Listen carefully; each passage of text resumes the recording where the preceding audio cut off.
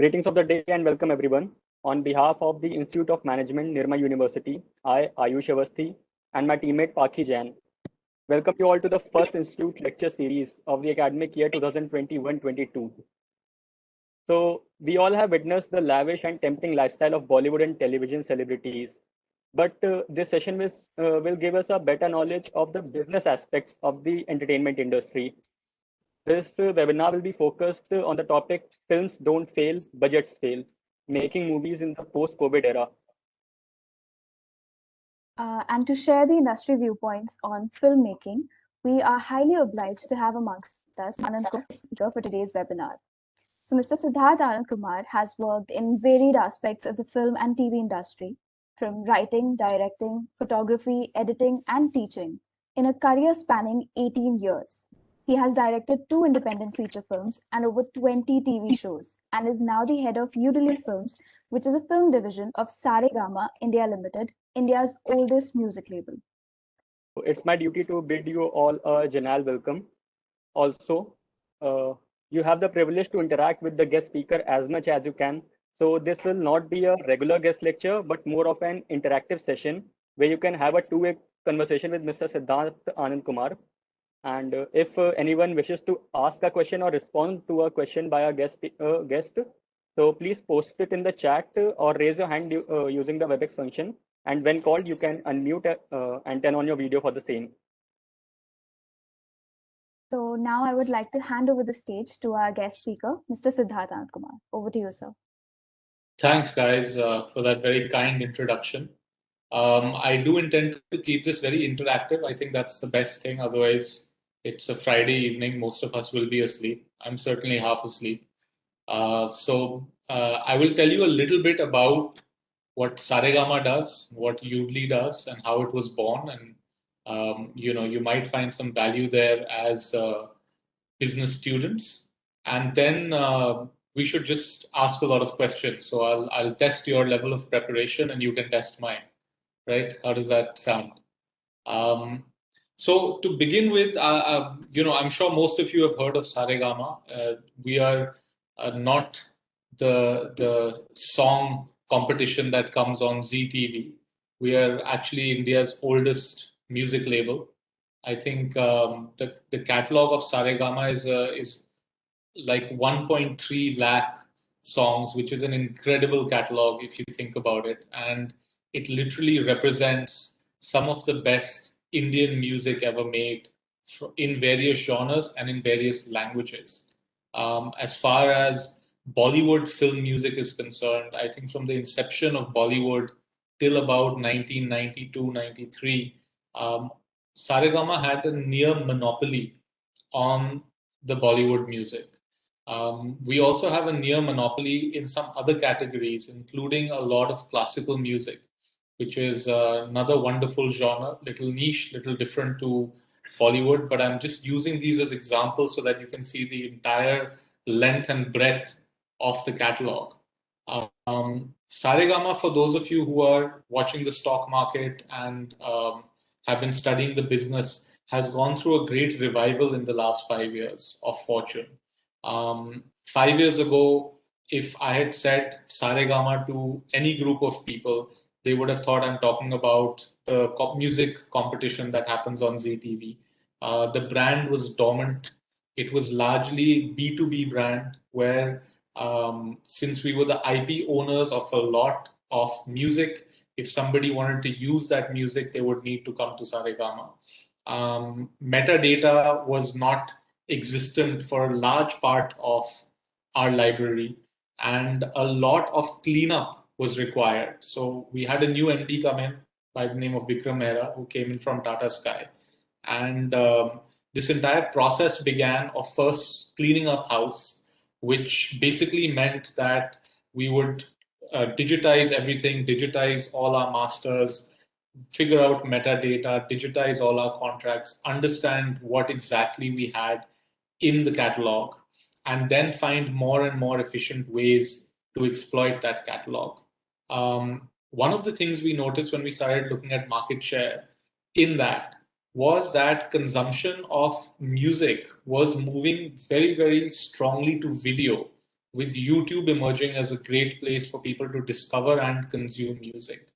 Now, it's an interesting fact of Saregama's library that we own the audio recording and the publishing rights to that audio recording, which means if you want to do a revision of that audio recording in terms of composition or lyrics, you need to come to us. But we don't own the video because we did not purchase back then the negative rights of all the songs. So there was a realization in the company that video was going to be very important in the time to come. And it was particularly important to connect with younger audiences. So we started to look at what we were doing in terms of video. We had a couple of things going. We were producing TV at that time. We had a very strong department and still do in Chennai, producing television in Tamil for Sun TV.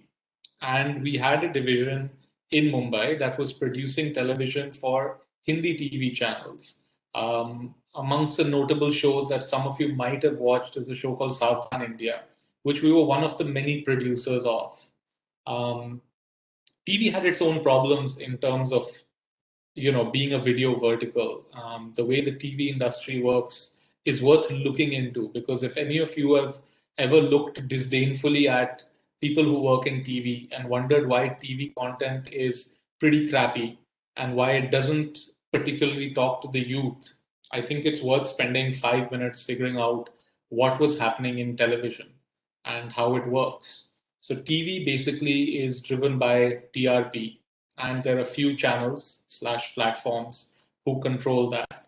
TRP is also a very, very odd way of working. I don't know if any of you know how TRP works and want to enlighten the rest of us.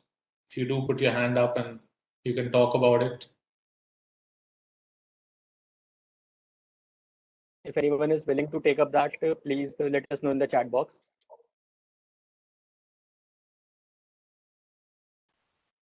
Okay, I'll just go ahead and tell you. So basically, the way TRP works is that a device is installed with certain televisions.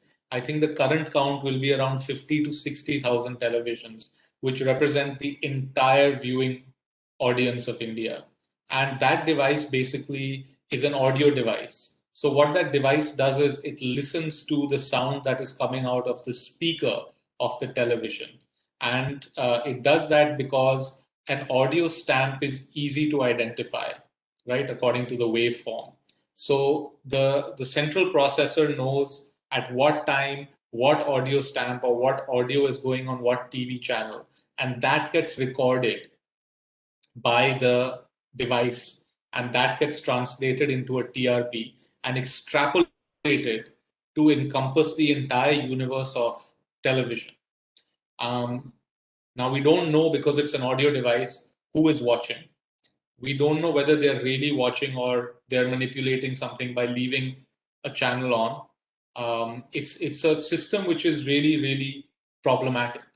But because this is the system by which advertisers determine whether or not they're going to invest in a program, and it is the principal way in which a TV channel will get its revenue, right? This system becomes very important. And as creators, you start to see, and I think this is a problem with any sort of data-driven decision making, especially when you put it into the creative world, you start to see weird comments. So imagine we're doing a show of Saregama India, and a particular actor comes on the 7th minute of the show. And in the TRP ratings, they noticed that on the 7th minute of the show, there was a 10% drop in the audience that was watching, right? So the notes that will go from the network to the creators after a while is that, hey, listen, this actor is not popular, get rid of him, lower the amount of time that you're spending on this character, right? So this is a typical example of data and data-driven decisions interfering with creativity. And, what that tends to do is that highly successful creative individuals want to stay away from this business, right? So that was one of the first problems in the TV industry. The second problem in the TV industry was an unfair business practice adopted by first a few platforms and then almost every platform, which is of taking IP away from the producer. So the way it works in television is that I will develop a show and I will come to you and say, listen, this is a show I have developed and this is the story and these are the actors I want to cast and this is what it's going to cost. And you say, hey, listen, I love this. I want to put it up on my channel, sign a contract. And in the contract, I transfer my intellectual property rights to the channel, right? Which forces me into what is called a margin business, right? So contractually, I'm only allowed to make as a producer 10% margin on the budget of the show that you have assigned me. If I make more than that due to my own efficiencies, I have to refund it back to the channel. And if the show does well, it is very easy for the channel to kick me out and hire another producer in my place because they now own the IP, right? Again, this leads to attrition of talent, right? You're basically disrespecting your raw material, which in any business you shouldn't do, right? So again, you start to get, due to these two factors combining, you start to get people of lower common denominator as far as talent is concerned coming into the industry, and an attrition of people with higher talent away from the industry, right? And you start to see data-driven decision making, which is why the programs all look and sound like each other, right? If you've ever wondered why that happens, this is a possible reason. There was a third problem that happened with the TV industry, and I was very much there as a witness. I was directing a lot of television at that time, and you know how when you're doing any sort of job, you tend to build a niche. So if you're a lawyer, you might build a niche in, let's say, divorce law, right? I had built a niche in action and youth shows. So whenever there was something which, you know, there was a very famous show on Channel B called Gumrah, which was about youth turning to crime. So I was one of the main directors on that show. What started to happen, especially when you talk to the youth, is that younger people want a reflection of their own lives in the content they watch, right? Unlike older people who are pretty open to fantasy or escapism because, you know, perhaps their lives are tougher or less interesting. But youth want to see parts of their own life reflected. So whether it's the clothes people are wearing or the language they are speaking, you know, we have a lot of profanity in our language when we speak amongst our friends. The system that of self-censorship that exists in television and has now come in on the digital side basically meant that every platform, every channel has to have a legal team that vets the content before it gets put up on air or onto a device, right? And they decide what's going to work and what's not. And when you work with a bunch of lawyers whose job it is to prevent from possible litigations, you get a company that is very, very fixated on not crossing any sort of boundary. So you start getting very safe content. What did we see about 5 or 6 years ago is that the viewership rates on these youth channels fell so drastically that all of them stopped their fiction programming, right? This is a problem when you're talking to youth. So what we at Saregama, to come back to our story, started to notice was that youth were increasingly consuming content on torrents, and they were increasingly looking even at international drama, right, through the medium of torrents. And we figured, hey, this is something very interesting. Now, remember, I'm talking about the year 2015, 2016. We did not have Netflix, Amazon, Hotstar. We did not have all these platforms in India yet. We had a hint that they would come and they would expand. And we wanted a Saregama to get into this business. So we found another interesting niche in this, in that there was a very robust community of independent filmmaking in India. I don't know if you guys have watched this wonderful film called Masan. It's on Netflix. If you haven't, please do yourselves a favor and watch it. That film had been a big success that year. And we were looking at this community of people, very, very motivated, talented individuals who were basically cobbling together funding from their own sources or from other individuals and making these films. And we thought that this would form a very good entry point for us. So as an entry point, what we as a business found was a community of people who were talented and who were being underrepresented as far as getting distribution for their product was concerned. And we figured being a large corporation, if we could bring a certain degree of scale to the way we selected films, the way we produced films, and the way we distributed films, that we would be able to put a sort of aggregator model around all of this independent content that was being created. And very luckily, and I think this is what happens when you try something, sometimes luck comes and helps you along. Very luckily, by the time Netflix launched in India, we were ready with our first 4 or 5 films. And when they were shopping for interesting, nuanced content that would speak to younger digital-first audiences, we were a key player, right? To cut that long story slightly short, we've been in business for about 5 years, and in that time have produced 21 feature films, out of which 10 are on Netflix, 4 are on Hotstar, I think 2 are on Z5. So we've been very prolific, and we've been able to ride this wave of digital content, which has come and not only changed the way we're consuming content, but currently, due to the pandemic, is the only way in which people are able to find filmed content. In doing this, we have adopted a few key tenets to our model.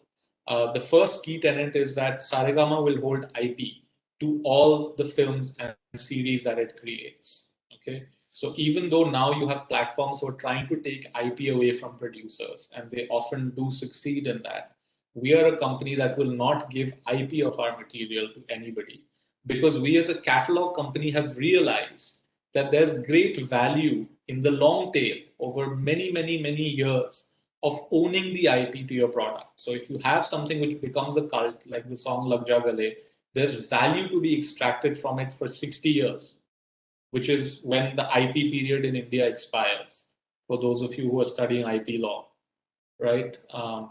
As MBA students, you should be looking at that, I think, if you're interested in the entertainment world. So that's one of the tenets. The other tenet we have in Udly is that we make films at a very, very tight budget.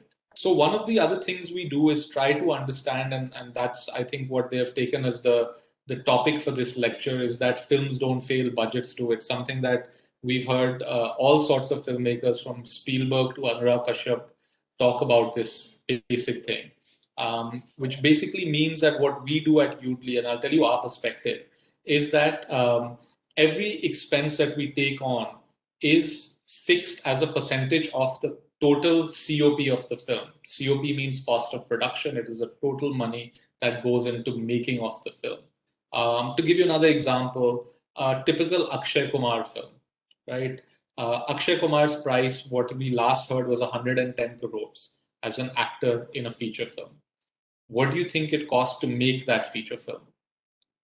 Other than Akshay Kumar's fees, maybe 30 to 40 crores. Okay, so the ratio of what you're paying your star to the ratio of what it costs to make the product is vastly different. So at Udly, what we make sure is that these ratios are maintained so that nobody is getting an absurd amount of money and putting a lot of risk onto the selling part of the game in order for us to recover our money, right? So that's the part where we have been able to design a budget that ensures that we make money more often than not, and which is how a studio survives. The other thing we started to do was try and be very, very transparent with talent. Like I told you, I had come from an industry where the raw material, the talent, was not looked after properly. So we created a very transparent system of evaluating the scripts that were pitched to us and deciding, basis a sort of group taking a decision on certain quantifiable parameters, instead of me liking a film or a script, or my boss liking a film or a script and it gets made. So we tried to create a set of parameters and write an SOP, which is available freely on the net, or if you write to Saregama, or if you pitch something to Udly, you will get that. which tells you that what are the criteria we use to judge whether or not we should be producing your film, right?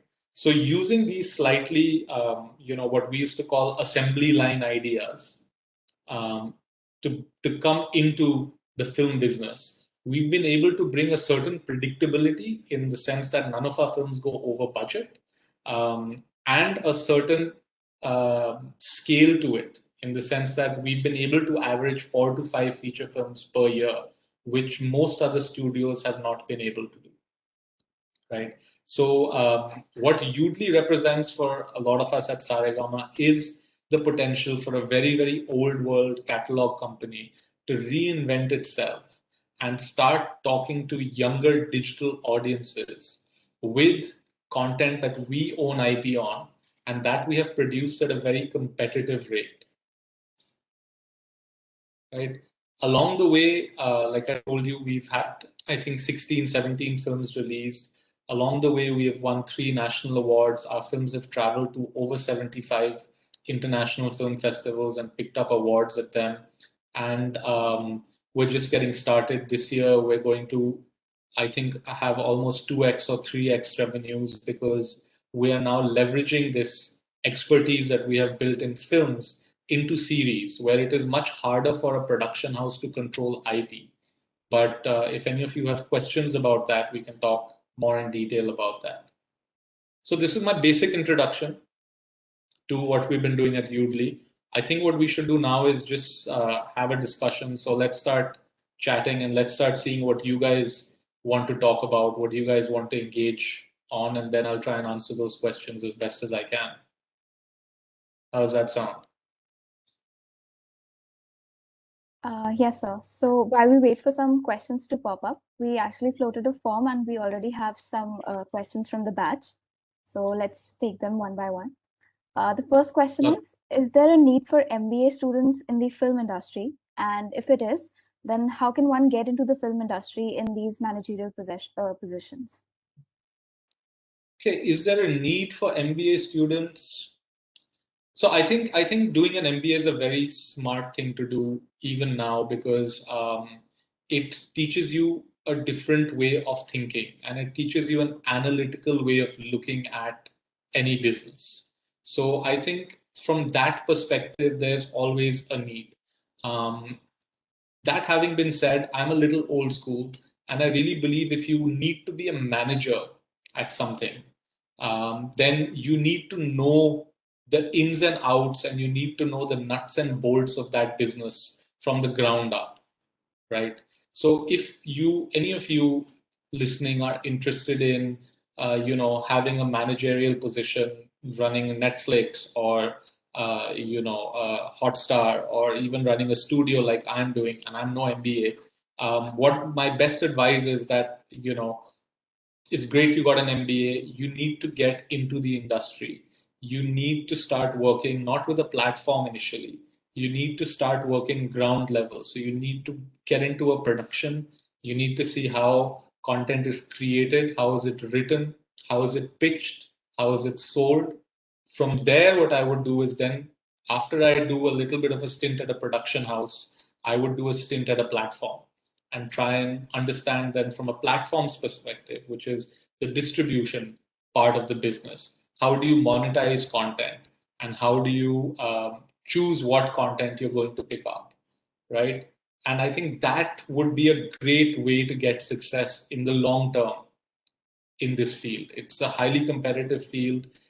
It doesn't necessarily recognize degrees. So your MBA is going to be more valuable, not in the sense of a paper degree, but in the sense of how analytical your mind has become over the course of your studies. And how are you able to understand the various elements that go into a business? Thank Did you, that sir. answer the question? Yes, sir. I guess that's the best way to answer that question. And we have certain questions in the chat. I'll take up the first one. It's from Shahu Miskin. And the question says that what are the pros and cons of releasing movies or shows on OTT platforms as opposed to the traditional theatrical releases? Okay. Well, this is a large topic. It's a good question. Let's spend some time on it. Let's look at what exactly first is a theatrical release, okay? And what are the problems with theatrical release in our country? Um, the first aspect of a theatrical release is that you want, I think the most important aspect is that the number of screens per capita in India are very, very small, especially in Hindi cinema. Okay, they're much better in Telugu cinema and Tamil cinema, which is why you see very, very strong business models emerging from those two regions. But in Hindi cinema, the per capita penetration of screens is very, very inadequate. 50% of the revenues of a Hindi film come from Mumbai and Delhi. So just two cities, right? Which obviously leads you to a problem in distribution. Okay. It also leads you to a highly competitive scenario where too much supply is chasing sort of finite distribution pipe. What does this translate into? This translates into the fact that if your occupancy rates are low in the initial 3 to 4 days, literally the first weekend of a theatrical film releasing, the theater chains are going to start deprogramming your film, which means that your film is going to move from prime slots to less prime slots, which is a cycle. So then you'll get even lower occupancy numbers and soon you'll be kicked out, right?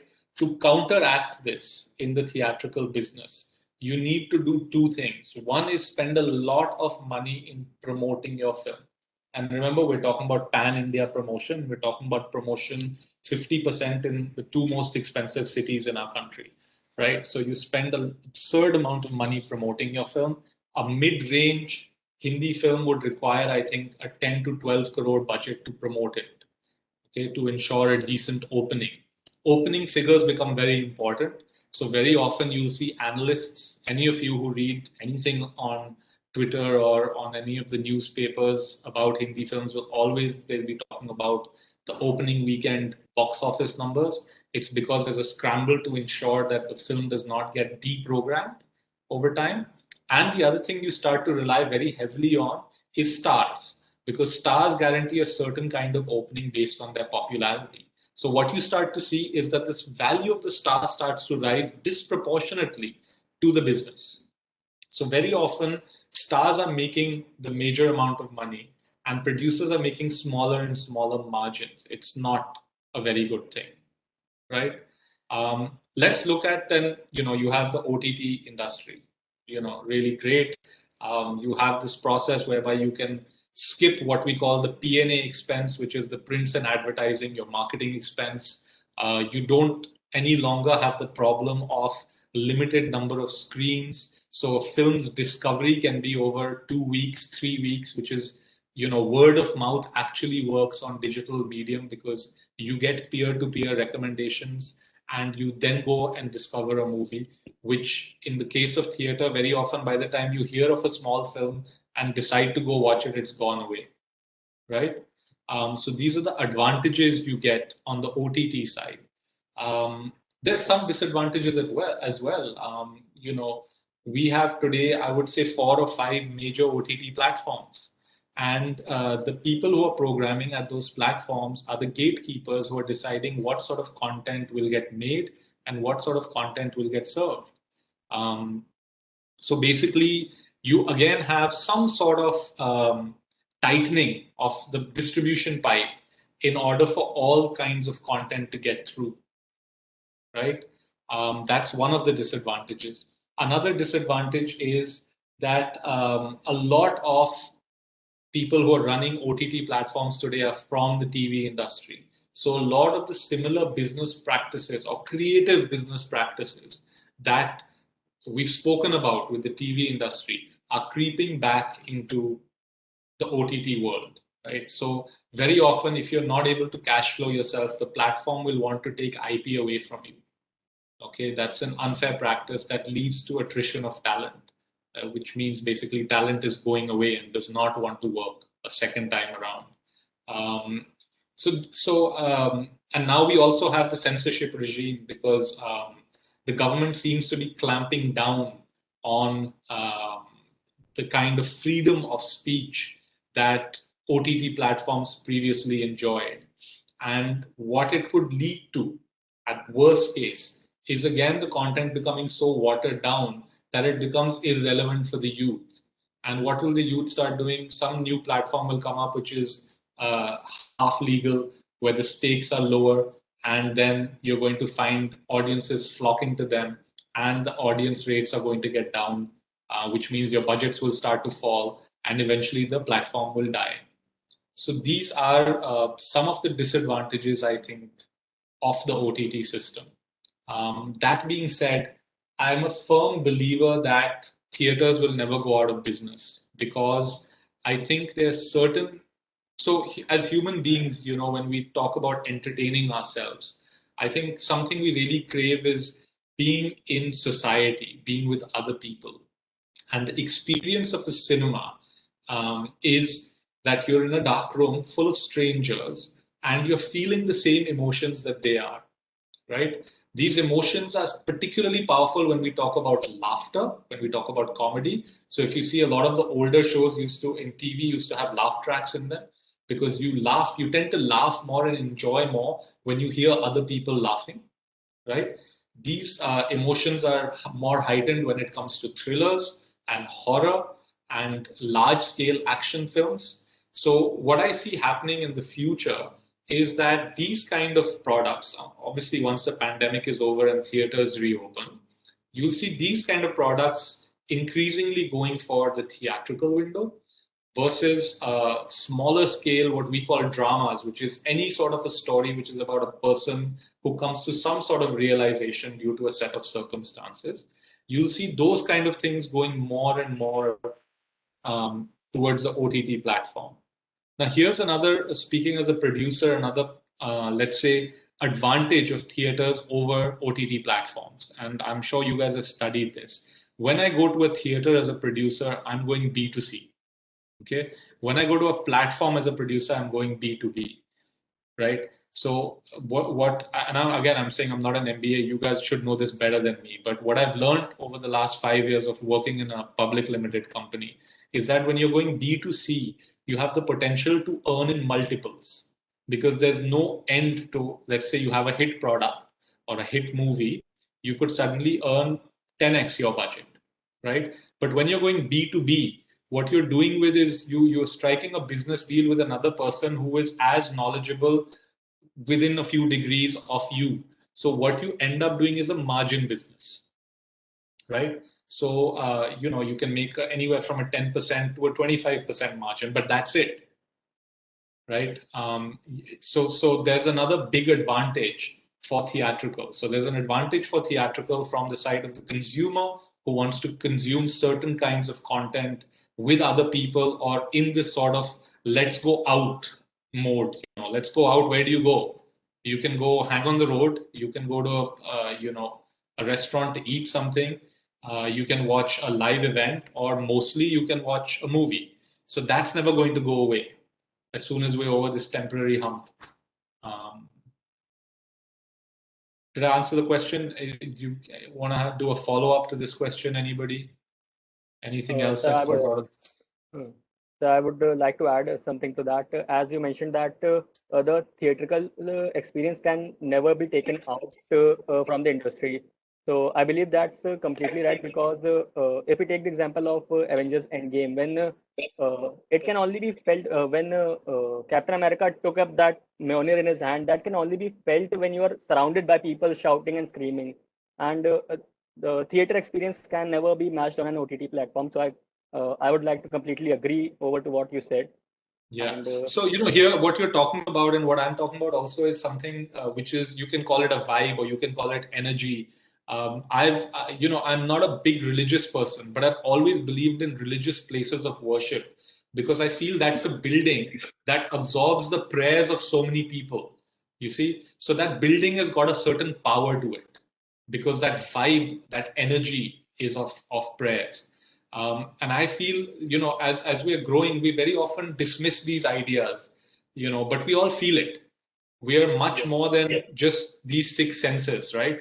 And I think the vibe is what is very important. So, like you said, when something incredible is happening on screen in a large format and you're with other strangers, there's a vibe that transmits to you, and that vibe gets amplified by the fact that so many people are feeling it. And that's an experience you cannot have if you're at home, even with your friends on a smart TV, or like most of us are on a cell phone or on a computer screen. It's just never going to translate. Good evening, sir. Vedant this side. So, Hi. sir, since we're talking about the cinematic experience in theater and OTT, I would like to ask that distribution business, distributors, they are also affected with film shifting to OTT platforms. So, I wanted to ask that how would it affect the independent cinema? Would it be a positive thing for them, or distributors, they pick up films based on the popularity, most of the distributors, because since there are actors and all involved, big actors, and so script, putting in money in the script for distributors, is it changing with the coming of OTT cinema and small scripts becoming popular? Okay. So there's a lot to unpack in your question. First, let's talk about distributors. I personally have no sympathy for them. Okay. I feel that theater owners have given very, very poor deals to filmmakers. Let's talk about that. Okay. So let's say, and I'm a producer today, so I put all the money into a film, right? And we are pre-pandemic or post-pandemic, so we're talking about a distribution model where a film goes theatrical. And so I've invested 100% of money in making the film. Okay. I get to share 50% of the box office revenue with the theater owner. Okay. So you're like, okay, you put in the money to make the film. This guy put in the money to make the theater. So 50-50, fair enough. Okay. But I, as a producer, have to put in 100% of the publicity of the film, which is, like I told you, let's say that's about 20 to 30% of my project value, right? And as we know, theater owners make more money from the selling of concessions, which is your snacks, your popcorn, than they do from the selling of tickets. And they don't share a single rupee or any percent of that with theater owners, right? So, and implicit in my advertising my film is me advertising your theater chain, because I'm going to have to write that it's coming in PVR and Dheri at this particular time. Come and watch it, right? So this horribly unfair practice now, and this sort of odd behavior, and I'll tell you another factor. Okay, in India we have a 2-month window between a film releasing theatrically and a film going on OTT. Now, how does this affect us? Okay, so basically the theater guy is saying, listen, if if the audience knows that a film is going to come 10 days later on an OTT platform or a satellite channel, they will not come to my theater and watch it. Okay, fair enough, right? Perhaps from a way of thinking, from their way of thinking. My way of thinking would be to say, listen, you should put the film simultaneously on every platform and the audience should decide how they want to watch it, right? But from the producer side, what happened, imagine a scenario where I could go to Netflix and say, hey, listen, Netflix, I'm going to be promoting this film and I'm going to be putting in 10 crores promoting my film. And the film within 5 days is going to come on Netflix. Give me a premium because I've spent so much money promoting my film, right? And they probably will, because I'll be able to say releasing on Netflix and PVR within my promotions.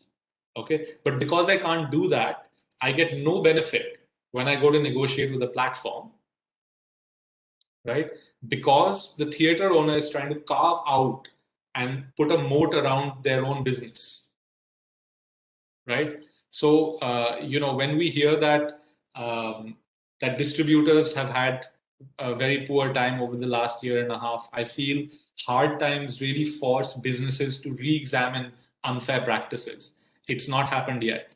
But we have heard of instances when Suryavanshi was going to release, when 1983 was going to release, big films, that they are now sitting and renegotiating percentages with theater owners as well as windows Windows are how long before from the release from theatrical do you get to release OTT, right? So this is some of the changes we might see since the theater owners or the distributors have been battered during the pandemic. Now, the second part of your question is how does that affect the kinds of stories being told, right? And I think it does. Because if you see a movie like Salman's Radhe, or if you see a movie like Coolie Number One, which are clearly Indian, massy, large-scale theatrical films, when they come to OTT platforms and people are consuming them on personal entertainment devices, the films lose impact because of what we were talking about earlier. That vibe is not there. That CT marke, paisa fenkna vibe does not come. So the film, the style of telling the film has to be suited to the kind of platform that you're telling the film for, right? So this is also leading currently to a shift where stories are getting slightly smaller, and the big scale films which are being made with the hope of a theatrical release. Now we're all hoping, and from every aspect of life, not just film business, that the pandemic is going to be a short-term affair and it's not going to be a long-term affair. And from all, all logical points, it looks like it will be. Sooner or later, more people than fewer will be vaccinated and life will move on. Like they're already starting to see in some countries. I have relatives in the UK and they've dropped the mandatory mask mandate. So, things are moving around. They're getting crazy amounts of infections, but their hospitalization rates are extremely low. So we know that sooner or later, maybe a year from now, you will have people going back to the theaters, right? And then again, you'll have this kind of large-scale cinema going to theaters and the smaller scale dramas, which are about characters in situations, going to OTT platforms. Does that answer your question, Vedant?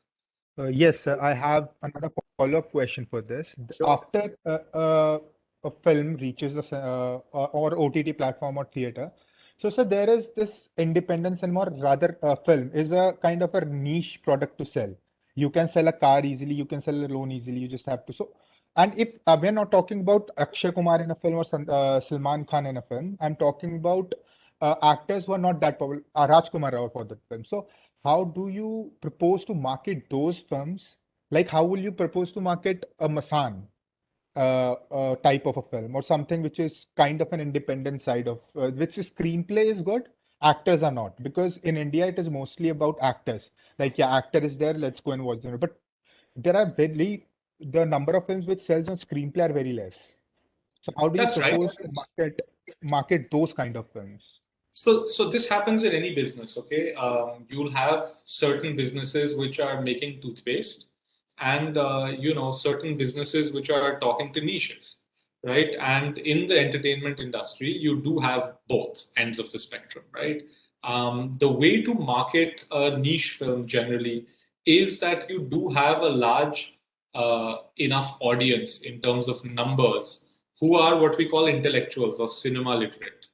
Okay, these audiences respond to certain different kind of nuance in marketing than massy audiences. So massy audience, you will talk about a large action scene or a large comedy scene and put in a big star, and then you're going to make that kind of premium from that marketing. One of the very important ways of advertising a small niche film is by taking it to festivals and by gathering a little bit of what I call, this sort of intellectual buy-in. So a festival is a place where a film is curated and, cinema literate people applaud it and reviews are written about it. And once other intellectual cinema literate audiences hear about that, their tendency to go and watch that film is far greater. Okay, so festivals, awards, generally for a film like Masan, before it hits the theaters, or a film like Lunchbox, both of which made substantial amounts of money at the box office. Definitely in the case of Lunchbox and Masan, I'm not totally sure. But you will basically have at least a year where that film goes to various festivals and picks up traction and word of mouth recommendation, peer-to-peer recommendation, which it can't going straight to a theatrical release. And then you do a theatrical release. So I think that's one of the most effective ways to market a film today. You know. Sir, you said that as a producer, you want to earn in multiple, so you would prefer theaters over OTT platforms.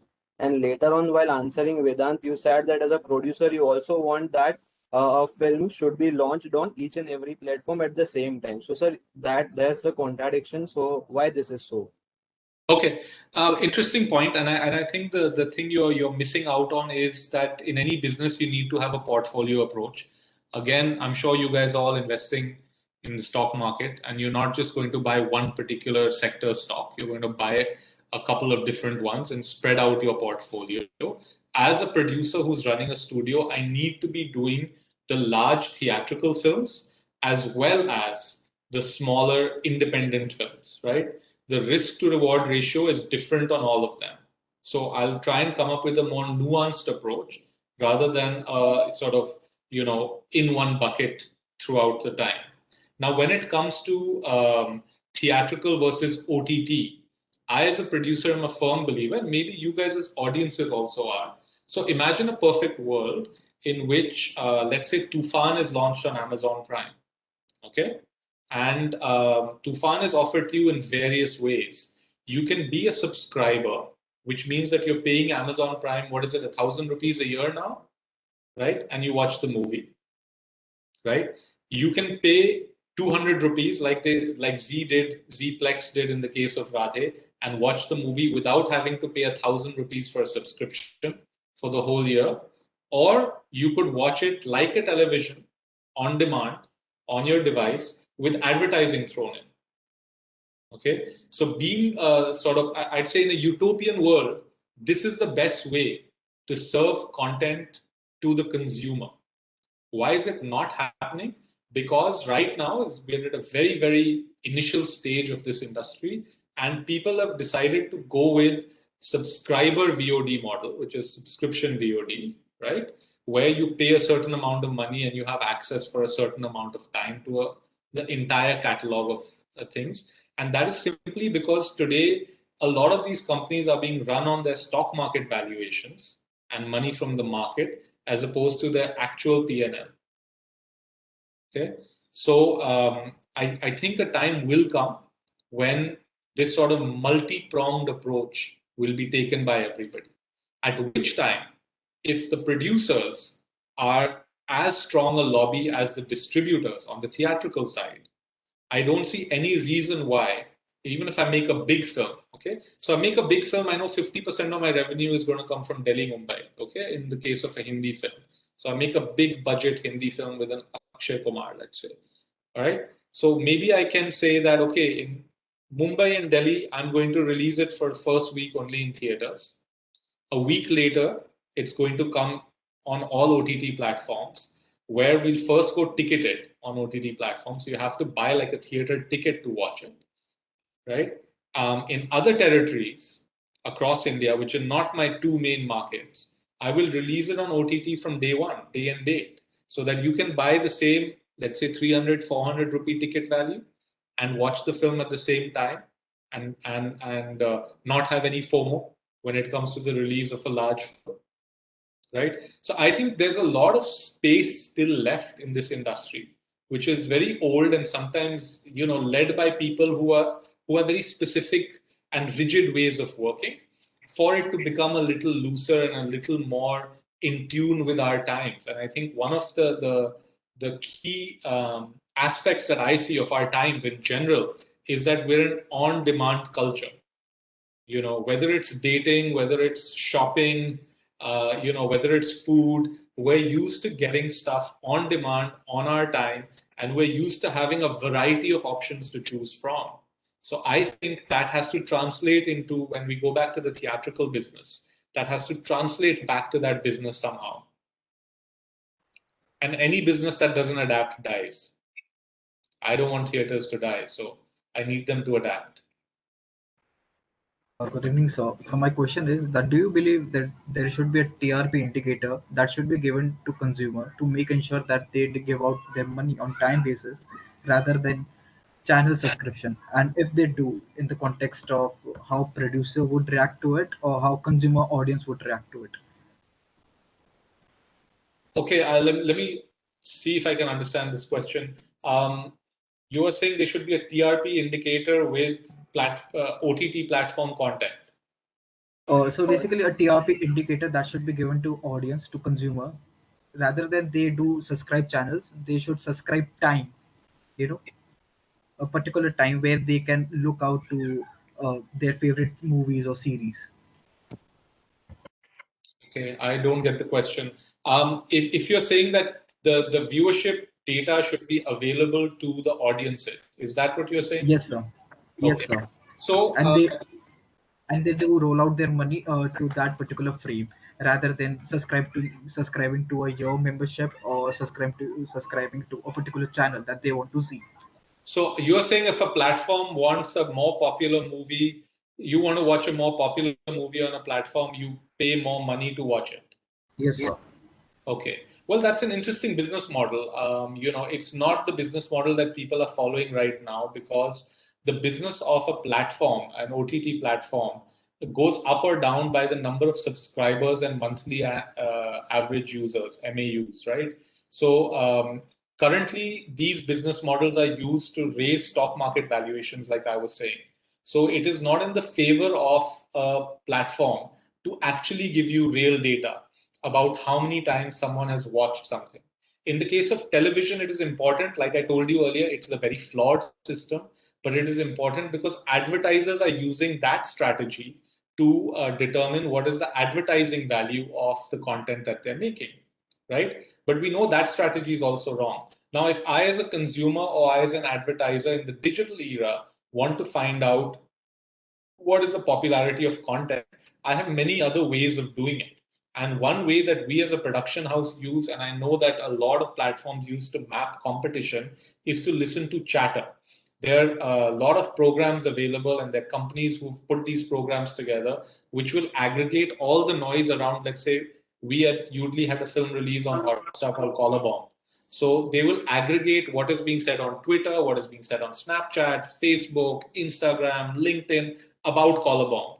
They will figure out whether what's being said is negative or positive. They will figure out how many people are saying it.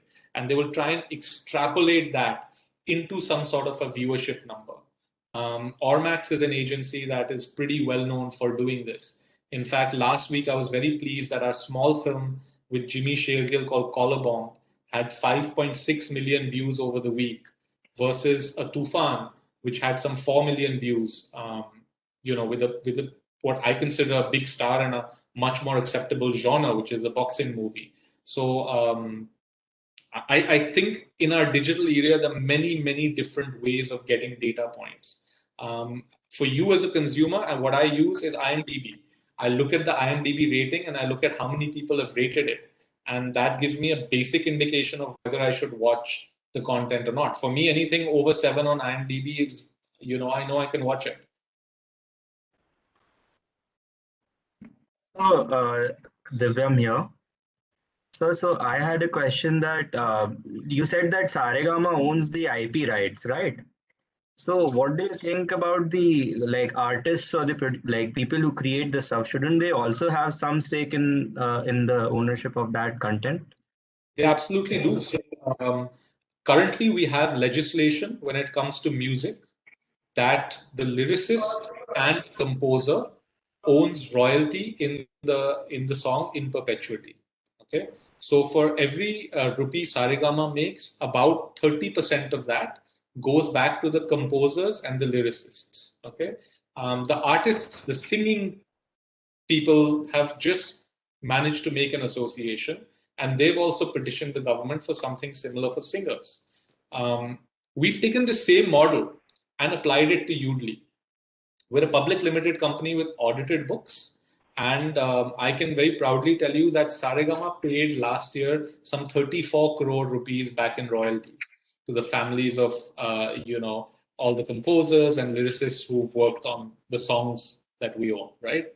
In Udly, we keep a minimum 30% profit share in perpetuity for the writer, director, and sometimes the actors or the cinematographers and editors and music composers who work on our films. So we as a company have got that already happening. I know a lot of other companies don't do that. Again, I wish everyone would, but if wishes were horses, then we all would ride them, right? So I do think your question is right, and luckily I belong to a company where we do this very, very transparently. So, sir, Manas is asking that we all are aware of privacy in entertainment industry, and films and web series are available at torrents and Telegram. So, how should a studio or a production house react on this, or for that matter, what is Saregama's take on this? So piracy, obviously, as a producer, is not good. As a platform, it's not good. Do I think piracy will ever go away? No, it won't, because people like content for free. I like anything I get for free, so why should anyone be different, right? As a creator, I'm very happy that people are pirating my content. But as a producer, it's not a good thing. And as a platform, it's not a good thing. How do we get rid of it? We get rid of it by offering more options to our consumers and discouraging them from piracy. Nobody is born a stealer. Okay, circumstances make them one. And I think if the price point is correct and access is correct, then there will be less and less piracy. So, for instance, if you could watch a movie at 100 rupees instead of taking a Netflix subscription at 900 rupees a month or 300 rupees a month, right? You would have less tendency to go on Telegram or go on Pirate Bay and try and find the same movie, right? You're like, मैं 100 रुपए दे दूंगा and I'll watch it. So you'd be able to decrease, not eliminate piracy by doing things like this. So I feel that it's constant push down from producers to reach their producers and platforms to reach their consumers at better price points, and obviously there'll always be some piracy. Thank you, sir. And just a final question from the questions we received earlier to this webinar. So I'll take up just one good question. So, yes, so how do you choose the movies, given that some movies have the concept which may not be very popular in India? And what was the risk factor involved in choosing such a movie? So we've had several movies like that in our history. I mean, we made a movie like Hamid, which is a movie about a Kashmiri boy whose father disappears, due to the conflict, and he's told that his father's gone to meet Allah, and then he figures out that 786 is Allah's number. So he tries to dial that number and speak to his father to ask him to come back. Obviously, the number doesn't work, but someone tells him they're 10 digits. He dials random 10 digits and starts speaking to a soldier, and they become friends. So we chose that movie. We won 2 national awards for it 2 years ago. We sold it to Netflix. So it's a successful movie by all measures. So you can see whether financially, whether, in terms of awards. What we at Udly do is, no matter what movie we pick, we like to have a movie which has a strong thematic. And what do I mean by thematic? We actually define it for ourselves. It's a cliched philosophical idea that is examined over the course of the movie. In the case of Hamid, that thematic is that you cannot be enemies with someone if you start talking to them. So basically, communication kills enmity. And I'm sure there are many, sayings about this kind of a thing. So basically, if something has a saying around it, it's a cliched philosophical idea. But then we try and examine that idea interestingly through the lens of the story. And we found that, and the other factor that we use very often to choose a movie is, can you tell the story of that movie in 1 or 2 sentences? It's called a log line, right? Which basically focuses the storytelling of that movie. And you'll notice in the case of Hamid, I was able to tell it to you in 2 or 3 sentences. We found this works whether it's a small budget film or a big budget film. We're now making bigger budget cinema, but we found that always works. That's a great principle to have. when you're deciding whether to pick up a movie or not. On the other front, when you're deciding whether it's going to make money or not, I think you need to be very clever about understanding exactly how big an audience is that story going to reach out to, and thereby setting your budget. Right? So in the case of Hamid, we knew that this is not a big film. It's not a kid's film, but it's a film about a kid. Many younger audiences in the ages of 20 to 30 don't want to watch a film about a kid because they were kids very recently. So you start talking to older audiences, right? So now we understand that if we take this movie theatrical, which we did, you're only going to have audience potential coming in after 7 p.m. because most of my audience either have children or are at work, right? So then I understand that this is going to be a single show per day in maybe 15 to 20 screens in Mumbai and Delhi. Okay, so I'll understand what revenue that's going to give me. All right, and I'll understand now an OTT platform could very well be interested in this, but again, OTT platforms want to talk to under 35, largely male audiences so far. All right, so again, I'm at a disadvantage. So we made Hamid at a very low budget of 2 crores. We made our money back. Right? At the same time, when we made Collar Bomb, which is our movie with Jimmy Shergill on Hotstar, we made it at a much higher budget because it talks to a larger audience segment and the platform values that. And it is in a genre that, it's a thriller genre, so much easier genre to sell. Thank you so much, sir, for sharing such beautiful insights about the industry we all have experienced on screen. With this, we come to an end of this interesting session. We would like to thank our guest for taking out time from his busy schedule to talk to us. And we would also like to thank Bala sir for coordinating this session. And we would like to thank the batch for their active participation. So thank you so much, everyone, and have a good night. Thank you, everyone. Thank you, sir.